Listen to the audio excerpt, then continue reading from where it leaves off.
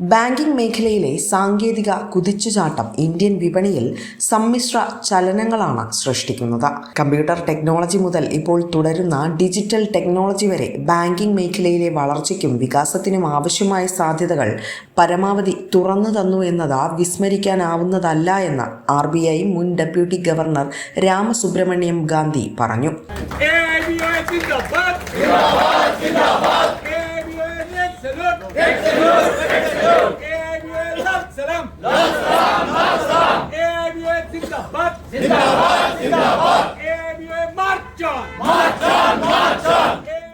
തിരുവനന്തപുരത്ത് all India bank officers അസോസിയേഷന്റെ 9ാം ദേശീയ കോൺഫറൻസിൽ മുഖ്യപ്രഭാഷണം നടത്തുകയായിരുന്നു അദ്ദേഹം.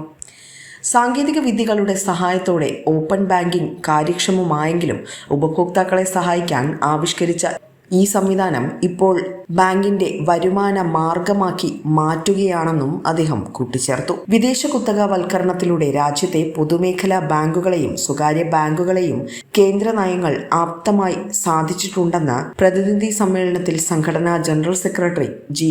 നാഗരാജുവും അഭിപ്രായപ്പെട്ടു. വിസ്മയ ന്യൂസ്, തിരുവനന്തപുരം.